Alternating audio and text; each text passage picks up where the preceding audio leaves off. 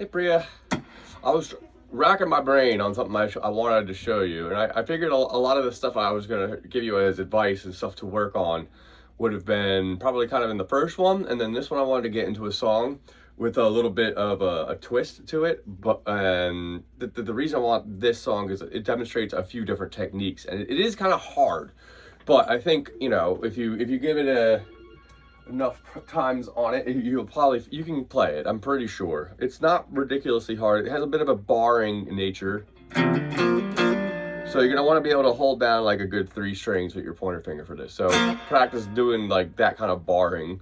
Then we get into this. The song was "Castles Made of Sand" by Jimi Hendrix.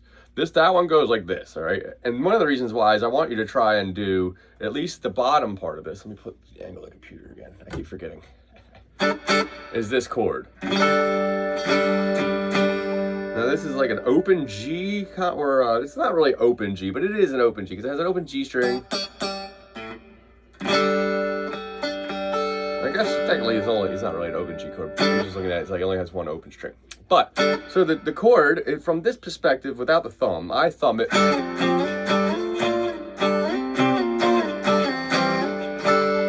Very sloppy, but that's the song, and then it goes into this part. And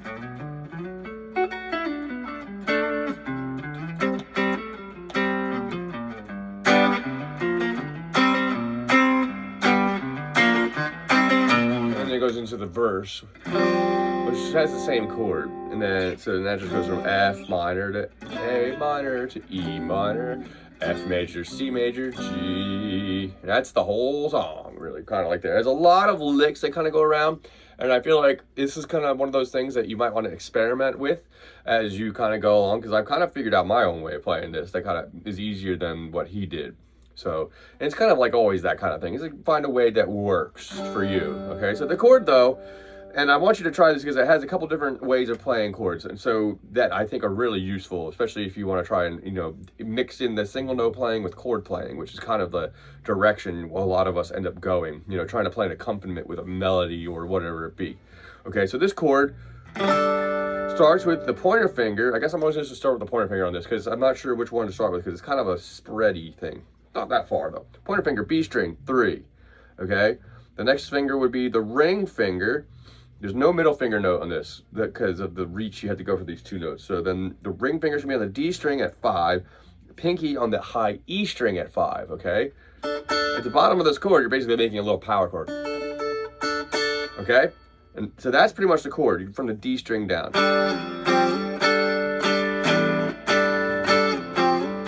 All right, so basically this chord just moves around. I thumb it. I don't actually even hit the thumb note that much through the whole thing. It's just kind of how I grip it too. So it's there. So you're gonna slide, take this chord, it slides down to the 1st and 3rd fret, back to the first position. Then you're gonna go all the way up to 6 and 8, back to the 1, then all the way up to 7 and 9. 8 and 9. Then 7 and 8. 3 and 5, 1, 3, 3 and 5. Okay, it's the same chord. You go back to the 1, and then he resolves it by turning this into a normal, what would normally be, I guess, a bar chord shape. But he plays with the thumb over, no A string, skipping the A string and muting it and just playing that bottom triad. And then he puts the middle finger finally comes in, it plays the 4th fret of the G string. Okay, so that's the beginning part there. That the first chord, I think if you work on it, will make you really good at slides. It's kind of difficult. I mean, you can work with power chords first. I mean, that's technically what's on the bottom here, right? Anyway, so there's a power chord. Okay, the ring finger kind of gives you that note though. And the G string is open the whole time.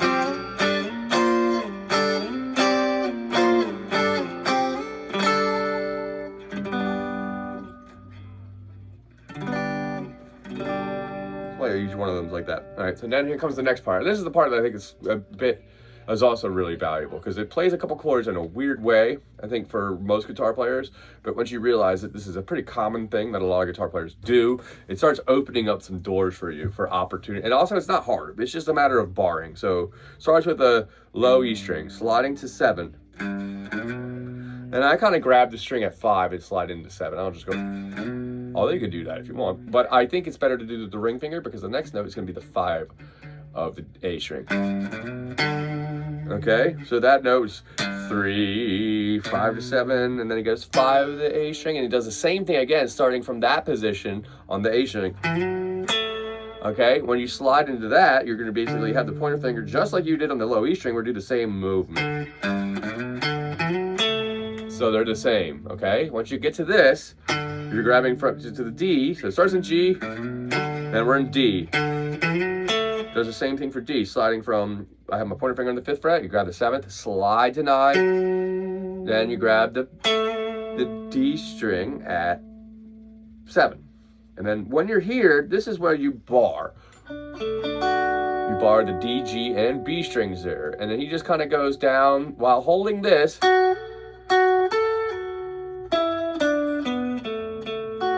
You know, so he goes 10, back to the bar, and then 9, back to the bar on the G. So 10 on the B, 9 on the G. 9 on the D, 9G, 9D. And he goes 9 on the A to that chord you're barring. Okay? So this is the way I'm talking about this, is this D chord.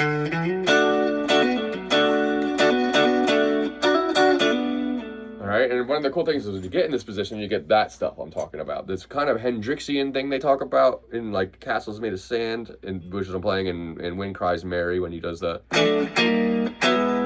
Okay, and that whole thing is while you're barring this finger on the D, G, and B string, you're going to hammer on or just on a string and play the string underneath it on the bar still. And it goes all the way down, so it can go from the G string, does it with the D and the G, so the G and the B, D and the G, A and the D. Okay, see, and then the next thing that happens is we go back, same from the A string, we're going to do the same thing, starting from the C position. Now we're going to go into the C. And this one, same exact idea as from the chord before, except now we're instead of on the 7th fret going 10, 9, 9s to the 7s, we're at the 5 and going 8, 7, 7. And he goes, while playing the D and the G and a little bit of the B, he goes to the D string and hammers on, or on the 7, while the other strings are at 5, still with the bar, remember. And then he grabs the A string at 8.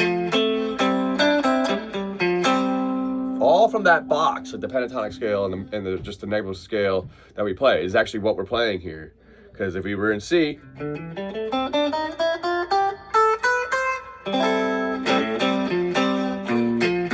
then he does this turnaround thing where now he's going to go back and forth between the C and the D chord. Oh no, it's not C, sorry, it's not B flat and the C chord. And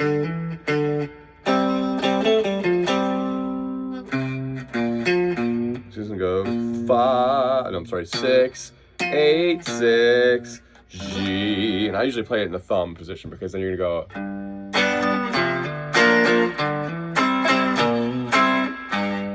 Starting with a low E, G chord. So I go 3, 5 on the A string. Then you play that bar, D, G, and B at the 3. And then he goes up again. Does the same thing, 2 frets up. Goes back to the first one. And then he grabs the 6. Okay, so. And then he goes to 6 on the low E to the 5, back to G. Okay, slow this down a bit so that the idea is that you're going to move between these 3 positions: D, G, sorry, C, C to D with a B flat chord, then E, D to E, C, C, low E.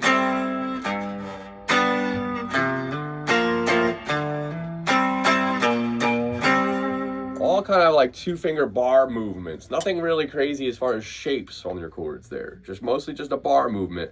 Then he goes into the main part, he starts singing. So it takes that first chord we did, this time with the thumb for sure. It starts in an F position. Okay, this would technically be an F major with a 9. Then he goes to A minor. Now I usually play it here with the thumb and the A minor triad. You could also just go regular A minor. Although I think that has a little bit more of an acoustic quality to it when you play it here. This has a little bit more, less of the acoustic quality, I suppose. And then E minor, you can do E minor here, or I usually do it in this 7 position. Like the last video I talked about, all the minor chords are like just a bar chord on the A string is the same as the major bar chord off the E string. So kind of move up to the 7th, 8th, and 9th fret area. And I grab the 7th chord specifically is what I play. You can put the pinky on here. Basically just making a pointer finger, you bar the 7th fret, and you make a bar chord off the A string, okay? I like 7s. Jimmy tends to lean into 7s a bit. I'm not 100% sure what he does actually in the song, but that's the chord, that's the next chord. And then he goes from holding those the same length each. Space F to A minor, 2, 3, 4, E minor, 1, 2, 3, 4, then F, C, G, and then back into, no, just hold G, sorry. F, C, F being just a normal bar, C, I mean you can hold it as a power chord. I bar it with the major, so now my ring finger is holding those D, G, B chord, and I'm holding the root on the A string. That way I can go right into that chord there, or however you want to hold that. And I add these because this is, again, the thumbed version. You can get away with this, whereas the bar, and this is why I usually always thumb.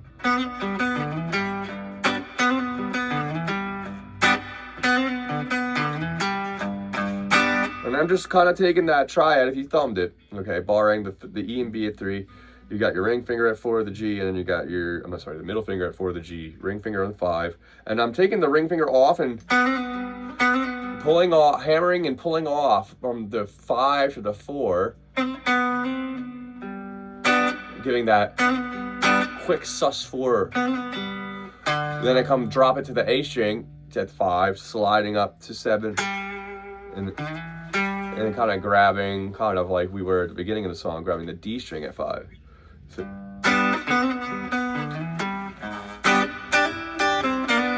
there's that one too, where I go from barring the high E and B, hammering on the B string only, but leaving the high E right there. So coming, what was that like again?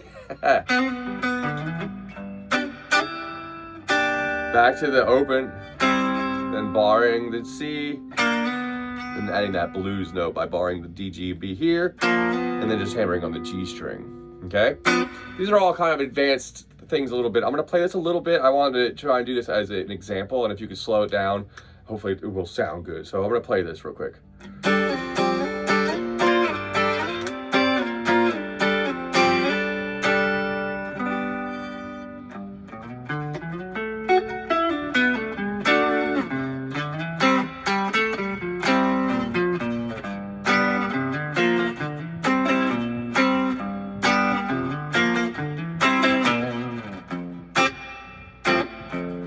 F, A minor, E minor. And I'm playing it a reggae style. E minor, F, C, G. Back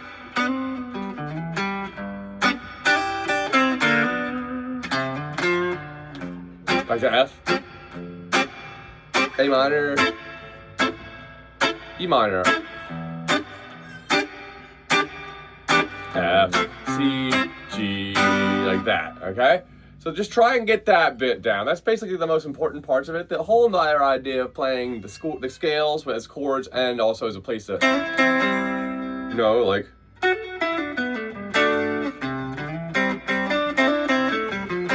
those ideas kind of come from those, you know? And then just also taking the thumb idea.